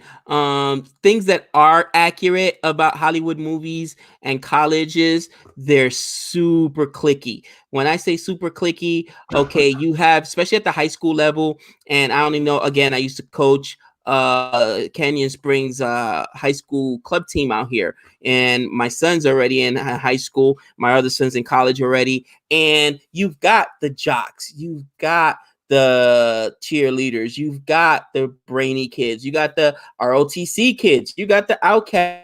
So those cliques do exist at the high school level. What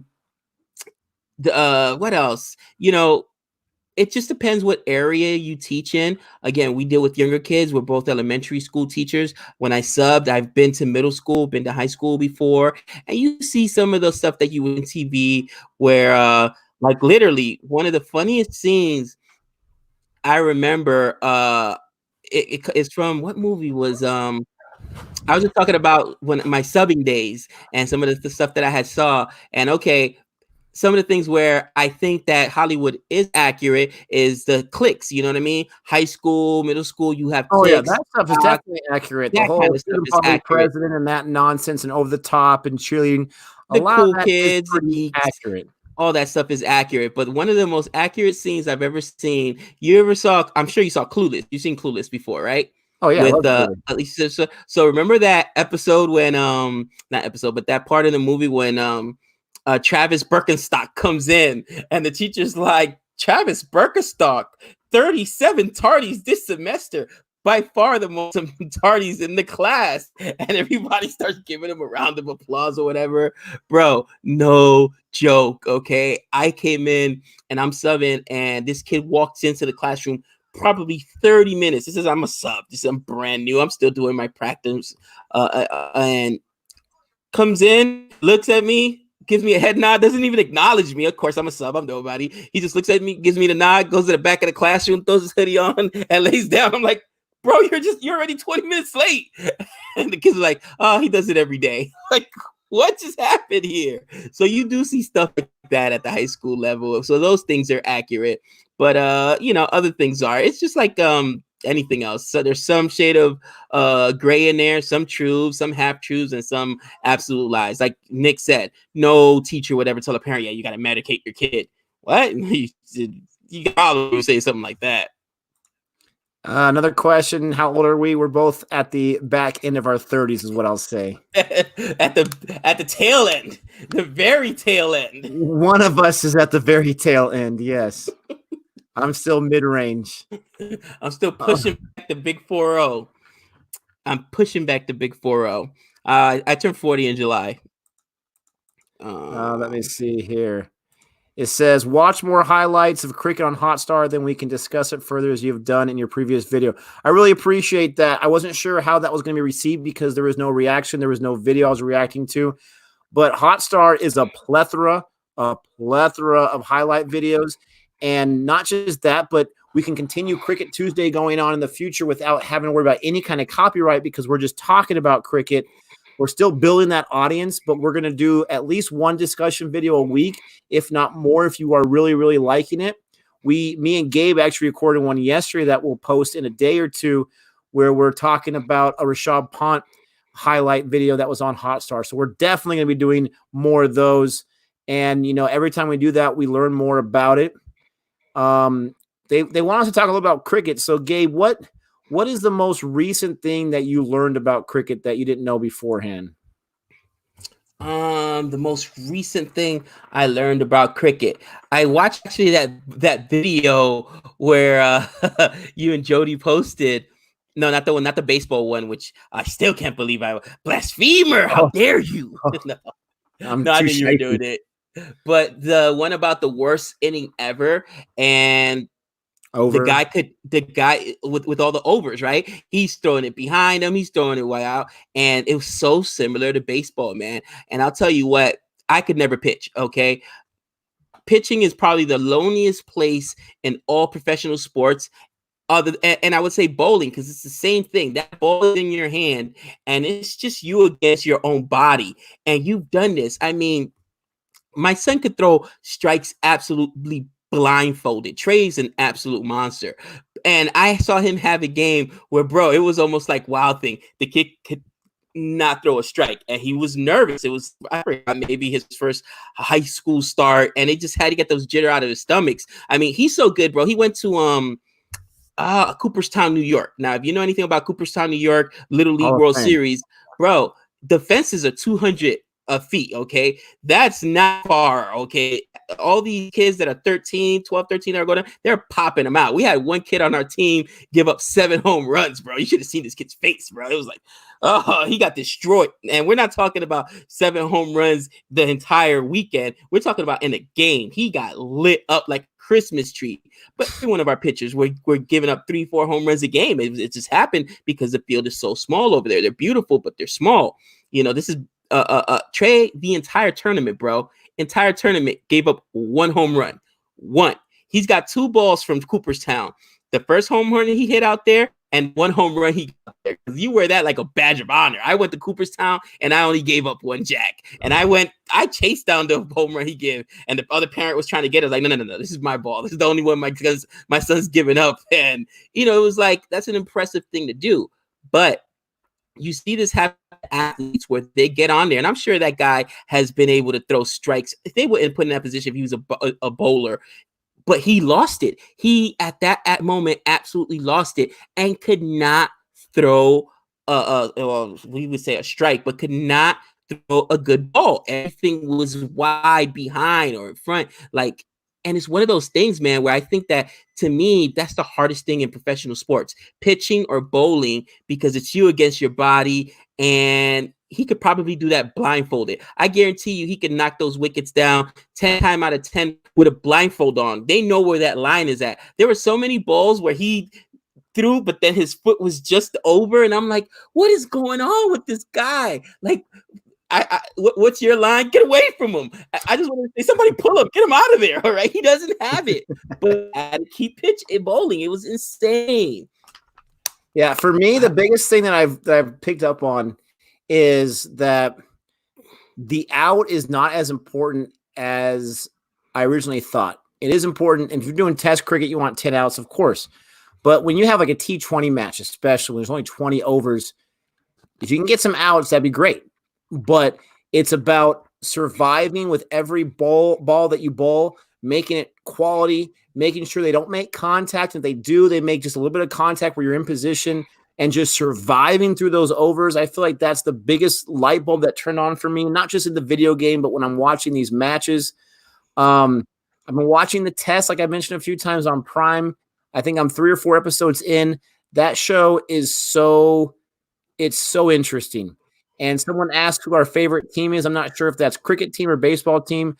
For me, so far, it's Team Cricket or Team India, because obviously that's where we get a lot of our love from. That's where we've been learning a lot about from our Cricket Tuesday videos. But the test focuses on Australia, and there's this moment where they announce with the team of like 15 or 16, only 11 can play in the match, who's going to play in their next several test series, their test cricket matches. And it's a big deal for these guys because they want to be on the Australian cricket team, the test team. And if you are on the team, you get to wear this baggy green, which is, the old school 1800 hats they still wear, where it's baggy, one size fits all. They call it a baggy green. And it's got Australia in the front. And they had this whole little ceremony. It wasn't this big press conference, but this private ceremony where they got to choose a legend or a player to present them with their first baggy green, because now they're on the team.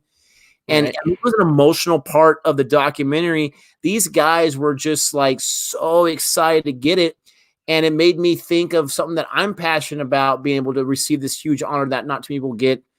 But the passion behind cricket, it's not just people like it because it's their sport. They have a passion for it. They're playing it since they're kids. For them, that's their first introduction to summertime. That's what they think about when they smell grass. They think about cricket like we do with baseball. And I'm learning like so much about that passion, and that for me is very admirable because I'm a very passionate person and I really respect passion in other people. So that's been really cool to learn about. What about this question? I have not seen Dexter. Have you seen Dexter? I did. Oh, come on. It's me, bro. Come on. Even. I love it. Dexter is about this guy who is a serial killer, but only kills other serial killers. He's not pretending. He is a forensic. He's like a doctor that does the autopsies, right? Yeah. He does the forensics or whatever. Great very dark. Last few I wouldn't say the last season they kind of jumped the shark a little bit, but there were some great seasons there that I really enjoyed. There was a lot of Christopher Nolan talk that we missed in the chat. Interstellar got a whole bunch of love. Now. Yeah, I'm going to it right now. The question: what's your favorite Christopher Nolan film? Like, there's a bad one. Like, there's a bad one. Well, you know what? Not that Interstellar was bad, but it was confusing. I'm not. It's not my favorite Interstellar. I mean, Christopher Nolan fan. Inception. Inception is my favorite. I know most people are gonna say The Dark Knight and Night Rises, and I mean that's probably my favorite comic book movie. It's that and Joker. I mean, those two are really up there along with Endgame. But Inception was just such a different movie. It was filmed. It was so amazing. I mean, Inception for me. How about you, Nick? It's crazy. You're right. There's a lot of votes for Interstellar. That's not my top 2 or top 3, but every time I watch Interstellar, I like it a little bit more every time, and I loved it the first time. There's a lot of people, especially in our circle of friends and critics here in the States, that kind of bash Interstellar. They think it's too long. They think it's confusing. They think it's boring. I love that movie, and the main reason I love that movie is because of the relationship between Murph and her dad. We don't get a lot of interaction, but just the love they have. You know, I have kids. I have a daughter, and it breaks my heart every time. The thing I hate about that movie, there's only one thing, is I'm a religious person. No, I love the robot. I love TARS. I like the sarcasm. Bring the sarcasm down 10%. I thought that was awesome. But I'm a religious person. And so this was going to be the first science fiction movie that explained these phenomenon because of a God, not because of man. And they set it up and they set it up. I thought, oh, this is God making sure that, you know, he connects with his daughter. And at the end of the movie, they literally say, it was us the whole time. We have learned. We've evolved so much that we made all these things happen. And I wanted to throw up because I thought you finally had a chance to go out on a limb, because Hollywood is not very religious. They're very atheist in a lot of ways. I was not happy about that. My favorite Christopher Nolan film. Okay, that was a huge introduction. He does not have a bad film. Dunkirk is my least favorite. The Dark Knight is so easy to say, and Batman Begins is so easy to say.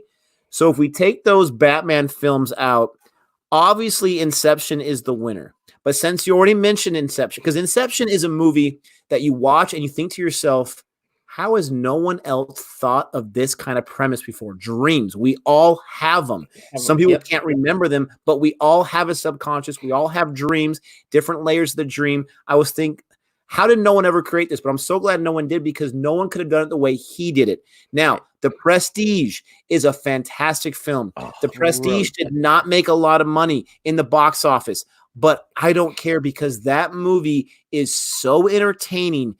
All of his movies are very mature, not too mature, but they're very mature, but they're so entertaining. And Christian Bale and Hugh Jackman, you got to be kidding me. The performances they put on is fantastic. Scarlett Johansson, fantastic.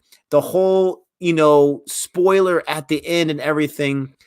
Prestige is so entertaining. It's out of control. He's one of my favorite directors, dude. I'm gonna tell you right now, the biggest disappointment for me film-wise this year is Tenet, because I was so ready for Tenet, dude. I was so ready for Nolan's next vision. Not to say I wasn't excited for Black Widow or Quiet Place 2 or some of the other films that were going to come out. Even Wonder Woman 1984.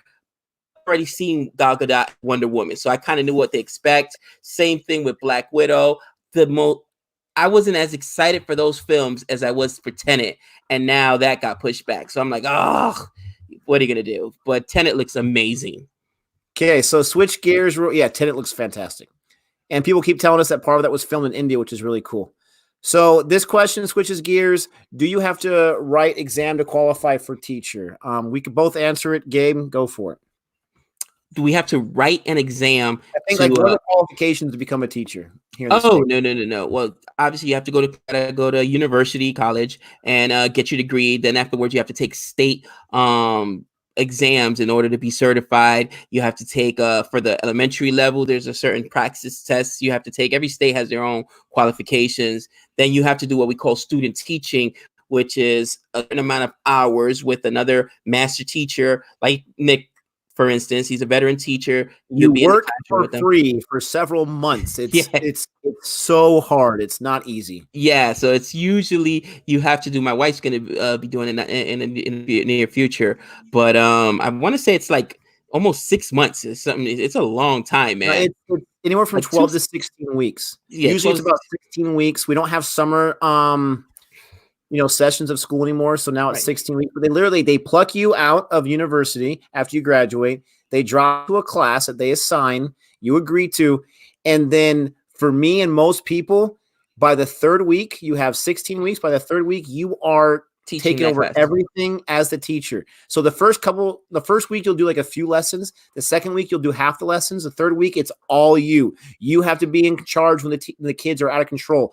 And for 4 years of school, at the university, get your degree, it prepares you nil for that real life experience. It's the best on job training, but Yeah. you're going to cry. You're going to, for me, I lost 20 pounds in 16 weeks because I was so stressed out. I wanted to learn as much as I could. I was a horrible student teacher. I got better as it went on, but it's a great experience ring for you to learn how to become a teacher. There's lots of hoops. You got to get interviewed by the district. You got to get interviewed by the school and pass that interview. You got to get hired by the principal.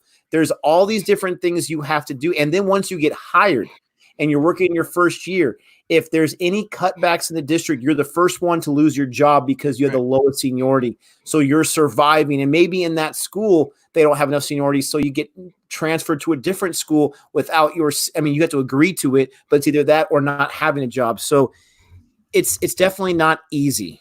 And we don't get paid a lot as far as salary averages go in the nation, but it's a job that I absolutely love. And I know Gabe does too.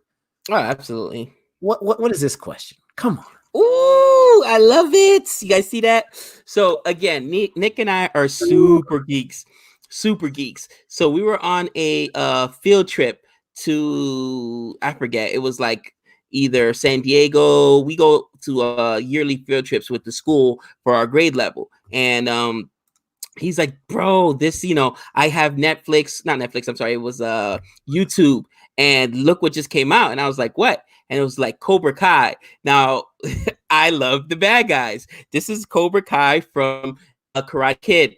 Karate Kid is one of Nick's favorite movies of all time. We couldn't believe that they were doing a Netflix show. Not Netflix, I mean YouTube show. And it is fantastic. Fabulous. They brought back the original actors YouTube did from the Karate Kid. And this is Johnny Lawrence's sign. Cobra Kai were the bad guys. His the catchphrase was sweep the leg. Actually, my fantasy football name is Sweep the Leg because Ralph Macchio's character gets hurt and his sensei at the karate tournament tells him, sweep the leg. But sensei, I can beat him. And he's like, do you have a problem with that, mister? Yes, the back of the hat. Actually, Mr. Lawrence? Yes, the back of the hat. No mercy. No sensei. No mercy. This question right here. Do you think Martha will get corona? Now, remember, the line is horrible, but the Martha themselves, one was already dead. Bruce Wayne's mom was gone. The other one was a sweet lady played by Diane Lane, but the Martha line in that movie, it should definitely get corona because that was horrible. Wow, you guys are horrible. Listen. Okay, I never said that it was the best line, and I just love DC so much, I'm willing to forgive them. Yes, it was a dumb reason. Okay, Martha, what did you say? Martha. Yes, it was a dumb reason. You want me to throw up on camera right now? Horrible. You know what, though? Not just that, but then a few minutes later, they have Lois Lane. Because she's got nothing else to do in the movie. They have Lois Lane grabbing the kryptonite spear because she's the one that saves the day. It was absolutely ridiculous. Go ahead. I'll tell you what's funny though, that this is how big DC is and how big their fanfare is. Right now, people are chomping at the bit for the Zack Snyder cut of Justice League. Mind you, Justice League got crushed, even though I didn't think it was that bad, but it absolutely got crushed, okay? Everybody hated it. It only made like, what, $500 million or something like that, $600 million? It made, I don't even know if it made that much. Yeah, it was atrocious. And there's this rumored Zack Snyder cut, and everybody like release it. And Zack Snyder himself said, "Look, I need like another $30 million to finish this. Yeah, If I don't get it, I'm not finishing it. I'm not putting it out." And people are like, I guess your boy Jason Momoa said that he went to Zack Snyder's house and saw it, and he said that this would have been better. He said it would have been better. Anything would have been better. If you got me on a diet and you say your dinner is 3 carrots, and I'm not a big fan of broccoli, but you throw me some broccoli, it's better now. Give me a break. That broccoli. I like this question. Do you play cricket in US? Because I actually had this question this morning. I was looking this up before work started, and I was like, I remember someone saying that USA had a cricket team, so I looked it up. So the USA does have a cricket team. They have an ODI team, but they're only an associate member, not a full ODI member. But they are not very good. Oddly enough, the captain of our cricket team is an Indian-born player who I'm assuming has at least one American parent, right, and so has dual citizenship. He's only played like in 5 matches or 5 games, and he hasn't really done too great. Our cricket team is not very good. I think the highest they were ranked one year was like 27th. So we do have a cricket team. I didn't know about it until we started doing Cricket Tuesday videos, and I didn't know more about it until this morning. So Whoa. Is it like 27 out of 30 or 27 out of 146 countries? I looked up the list. I don't know. That's a good question. I looked at the list of associate teams.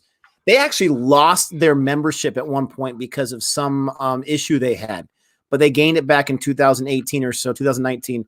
But the full member team, I think it was only like 16 or so. The associate numbers and the people in the comment section can tell us better. I think there was like 80 teams. So maybe it's 27 out of 80. That's not too bad. Come on, 27 out of 80, bro. You come on. You're in the top third. What are you doing to me here? Their 2020 record was 0-4. So get out of here. Hey, maybe it was a close 0-4. You don't know. You know what I mean? Support our boys. Listen, it's just like the men's USA soccer team, okay? They're atrocious, all right? And I still watch them, and I'm rooting for them. USA. Listen, I think the biggest women's sport that I follow is the women's soccer. I did not miss a match this last year when they were on their run, bro. And nobody was more feminist than I was at that point, because I'm like, finally, vindication, because the men's team constantly gets beat. You know what I mean? So let's support our boys. Okay, I want to clear this up. So VJ, who is the man, he comments and says a lot of love. So I know he's doing this in love. He says, Anshul, they don't even know about how it exists. So he's referring to this comment right here. Anshul asks us, react to IPL videos on Hotstar. It's equivalent to NFL. And then, VJ saying they don't know about the IPL. We know about the IPL. Our discussion video that we're going to be dropping in a few days is actually Rashad Pant from the Daredevils. What? I can't remember the name. Sorry. But he went for 128 again. Oh, what? The name of the video? Yes. Pants on Fire, man. That was the best in the name of the video. Pants on Fire. So we do know about the IPL. We're learning about it. We recently discovered that there was an IPL, Indian Premier League, as it says right there.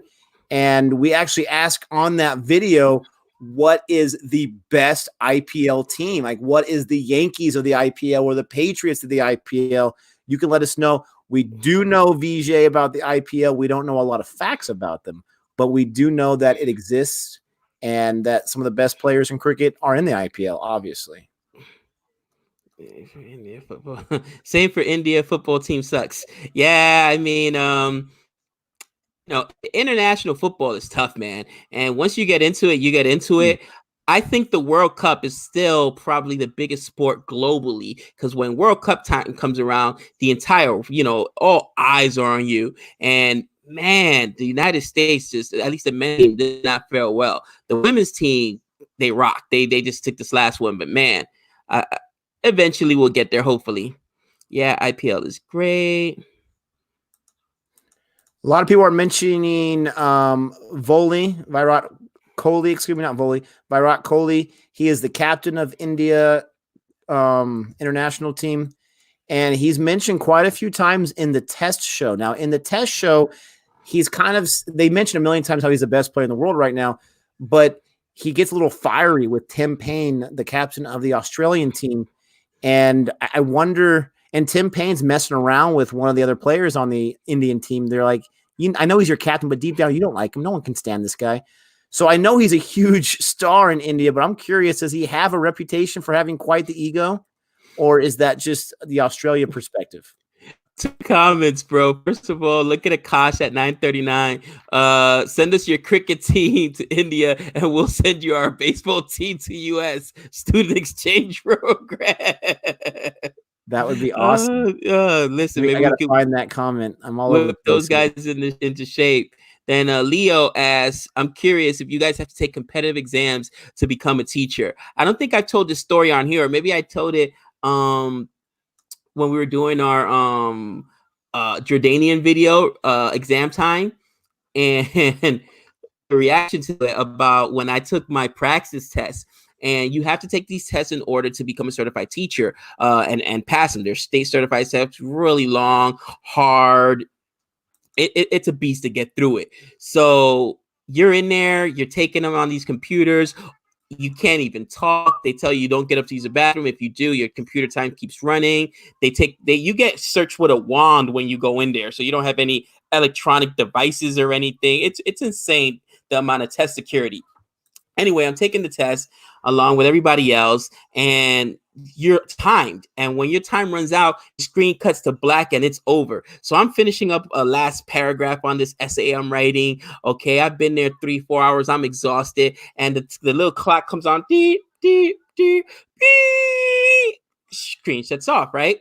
The girl behind me yells out, "No!" Apparently, she didn't finish in the middle of the test, but everybody was feeling that same stress, bro. And it was so funny because she was like, I didn't finish. But this is the kind of pressure that they put us on. So competitive tests, yes, these tests are pressure cookers, and they're expensive. You have to pay for them every single time you take them, like $150. You know what I mean? So there's a lot riding on these tests, and yeah, they are very, very stressful. Yeah, and if you don't pass it, you got to pay a big fee or a big, charge to take the test again. So as you mentioned, you're seeing the test. What do you think of Virat Kohli? So I mentioned him. This must have come right before I mentioned about Virat Kohli's how he's perceived in that. Again, they show in this show that he is the best in the game right now. And he's a thin guy. He's kind of a shorter guy, but I mean, he seemed like a very competitive person. And obviously, like I said earlier, if I had to choose a favorite cricket team, it's going to be Team India. Why not? So I'm excited that India has a player like him, has a player like Rohit Sharma, and so many other players that they have on there.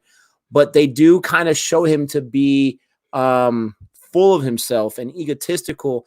And I mean, he's taunting certain players as they're walking away and they're losing. For me, I love to talk trash. I love talking trash. And in the show, they say the difference between talking banter and abusing someone. I love talking trash. I'm like Vince Vaughn in The Breakup or whatever, playing Madden and just destroying you and letting you know about it. So if I was the best in the world on the Indian team, on any team, I'm probably going to be talking some trash too, especially against Australia, who has this huge history of dominance in cricket. And they're down and out right now. There's one point where Virat Kohli, so Tim Payne takes over as the captain because the other captain, I believe it was Steve Smith, he was part of the scandal, and so he was kicked out for a year. So Tim Payne stepped up as the new captain. They got a new coach. All this is in the first 5 minutes of the first episode. Virat Kohli is talking trash at one point, and he's like, you're just a temporary captain. He's like, you're just the standing captain. I mean, this is hardcore. This is the best player in the world talking trash. I thought that was hilarious, but I also like Tim Payne's reply. He's like, when he was trying to get under my skin, I was just reversed on him. Oh, you're so good. You're the best player. I look up to you every single day, blah, blah. So that was nice. But how could you not talk trash if you're playing a team that traditionally beats you when they're in Australia, I should say, and you're just beating the crap out of them? Well, it's funny. One of our very first commenters when we started doing the Cricket Tuesday videos, we're talking about how cricket's a gentleman's game, and then you watched that video of how cricket fights, and it's basically them just talking trash to each other. That's considered a fight, or somebody might walk. The most you'll see is somebody bump into somebody, but that's it. But you know what? Part of sports is competition, and I don't see anything wrong with letting somebody know, hey, I let you have it. You know, I'm better than you at this, and you know, if you better than me, show me about it. You know what I mean? But in baseball specifically, talking trash sometimes will get you hurt, man, because guys are gonna throw it up and in on you. You know what I mean? And But it's so much fun. Come on. oh, it is so much fun. What about this one? Guys, can you review some old Bollywood movies like you did Sholay once a month? It would be great to hear about your thoughts. Yeah, absolutely. You know, talking about just regular old movies in general, my daughter's huge into dance. I've talked about this on the channel before. She's been on some really big competition teams. She's on a traveling team. And just today, for whatever reason, family time. We were having dinner. We were watching the Disney Channel. I'm paying for it, so I might as well have them watch it. And we were watching Teen Beach Movie, which is basically a recreation of Grease, right? Where you got the motorcycle riding guys, and you got the jocks, you got the pinks. I forget the name of the girl gang with the pink jackets, but anyway, she was like Grease, and I was like, it's one of the greatest musical dance movies of all time. How do you not know about Grease? So I'm like, we're gonna watch Grease. So I'm gonna rent it so we can watch it, if they don't already offer it. But I like watching old movies with my kids and sharing it with my family, because there's a lot of great old films, you know. And I'm sure other great films in Sholay. We just watched it because it was requested a lot. And then they told us Big B's in it, and we became fans of Amitabh Bachchan after was it Badla? He was fabulous in Badla. Oh, it was Pink. It was Pink. And then we mentioned in there how at first I was like, this guy's horrible. And then you realize that his brain is going and he's acting that way on purpose. And then we got so much comments like, thank goodness they didn't think he was horrible. I like this idea. Definitely once a month. There was one on there on our Sholay review. I'll go back to it. That was requested quite a few times. So we'll probably do that one next. But I think this is a great idea. Once a month, watch some classic. It also gives you some culture on the movies that came out at that time. I like this question. Did you ever think your channel would become as successful as it is today? I definitely did not. 100% did not. We wanted to have at least a small audience that liked things that we like to talk about, so that we can, like we're doing right now, and we're doing this live session and interacting with you. That's what we wanted. I literally thought it would take 2 years before we got our first 1,000 subscribers, and then maybe it would start to snowball after that. Never thought in a million years that it would turn into, and we still only have 14,000 subscribers, which I'm not complaining about, but in my mind, we have a long ways to go before I sit back and reflect and said, hey, that's pretty good. Right. Never thought that we would have this kind of Indian audience, that we would get into this kind of Indian content. And I'm so glad we did, because as fun as it is to talk about Hollywood films, there are so many channels that me and Gabe watch separately that talk about all those same things. This gives us something new to explore and something new to love. So that part of it, I did not see coming whatsoever. But we're a year in and we have 14,000 subscribers. I never saw that coming, not at all. Yeah, no. And like initially, Nick started the channel, and I was like, bro, that's super, super cool. And I remember he sent me a text message with it, and I thought it was just a picture so he was like, what do you think? And I was like, what I think about what? And he was like, you didn't click into it. So I was like, oh, and I still remember his very first video was a Star Wars theory that he had put out there. And I was like, dude, that's super cool. Way to, good job, way to go. Because a lot of people talk about doing things, but then don't ever follow through. Nick's one of those people, once he gets, like you said, like he mentioned, he's a self-admitted stubborn person. So once he sets his mind to do something, he's going to do it. And then, he invited me on there. And since then, it's just been magic, man. A lot of fun. But no, we didn't think it was going to be this successful. And so many different people, man, to interact with. Just a lot of fun, a lot of love. I think I was really excited when our video got played on somebody else's video. Remember that, where it was like a compilation of all of them? All the reactions or something. Yeah, yeah. Cool. That was super cool too. So that was a good question. Yeah, I can't imagine. Honestly, I'm just being honest here. I can't imagine ever getting to the status of like our stupid reactions or Jabby Kuwait. That would be crazy. That really would be, where you drop a video and within 24 hours you have 100,000 views. That would be insane. Yeah, definitely. I'm not sure. I know Sachin, how you ever say his name. I know he's a cricket player, I'm pretty sure. I don't know what this is, A Billion Dreams. If that's a short video, if that's a movie, let us know, Shubham. But we would love to check that out. Kind of video games. We got this question: which consoles do you guys own? In my house, I have them all. I've got, 4 kids that live here. My oldest son's actually, he's back from college, but he's staying at his mom's house. But we've got PlayStation, Xbox, and Nintendo Switch. Me personally, what I play is MLB, Madden, with games. I was actually playing with Alex yesterday. Bro, you're getting old and your reflexes are getting bad when you get absolutely smoked at Mario Kart. Alex smoked me last night at Mario Kart. He's talking trash. He's still talking trash.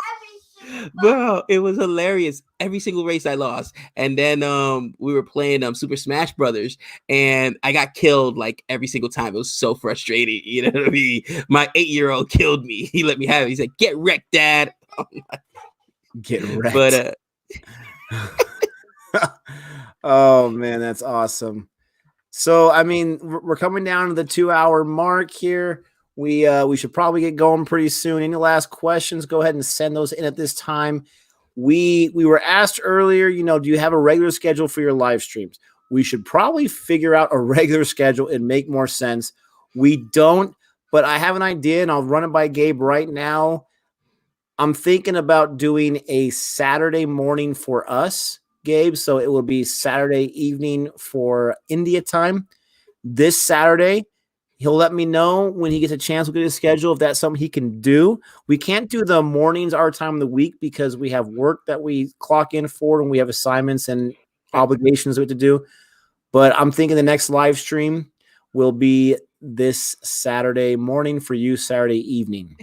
Saturday morning sounds good, specifically because once we do get back to our normal schedule, and like you mentioned, during the week we'll be at school, so Saturday morning will be a consistent thing and it'll work. And also because when you think of Saturday mornings, our schedules are pretty much open year round. So yeah, Saturday sounds good. Sounds good. We'll probably Saturday, be reviewing Pacific time Baby around 8 o'clock or so. We can talk about Baby, or we might have that as a separate review. We might just do a Q&A because we finished our section 375 about an hour, 20 minutes ago, and it totally flew by. So if you have any, questions, any super chats you want to throw at us our way, save those for Saturday. We're talking Saturday morning around 8 o'clock Pacific time in time zone. So wherever you're at, whether you're on the Eastern time, that's 11 o'clock for you in the morning. If you're Indian time, that's 8:30 in the evening. All of that is good. Think about the questions you want to ask. You can send them in when I make the announcement on our community page. But we appreciate all the support. If it wasn't for you guys, it would just be me and Gabe talking to each other like we do anyways. But we are able to interact with you, which we absolutely love doing. We appreciate all the support on our Cricket Tuesday videos and either our baseball video. That was a fun video to post because a lot of questions came in. It was fun to be on this side of knowing about a sport and teaching somebody else. So, support the channel. Check out our videos that we post. Check our channel every single day. We post new videos every day, typically 1 in the morning, 1 in the evening. So just keep supporting, share with your friends. That will really help us out. If you share the videos with your friends, say, hey, check out these weirdos. They're talking about some stuff that we love. That would really help us out a ton. Absolutely. Matter of fact, you can talk about our hat fashion sense, man, because my hat game is vicious. It's because I'm going bald, man. That's the only way you can hide it. You know what I mean? But your hat game's not bad, but it goes to the final rounds with me every time and always gets knocked out in the 10th. What can I say? You wish, you dream. Dude, I got the cap right here. Come on, you gotta be kidding me, Captain America. Please. You know what? Yeah, I'll give it to you today. Captain America. I love it. This makes me want to watch the first Avenger, which in my opinion is a very underrated MCU film. Maybe that's where we'll start talking, is about some MCU stuff. Saturday morning our time on that day coming up. I can't talk anymore. It's probably a good sign for us to end. Thanks again, everyone, for all the questions, all the comments, all the love.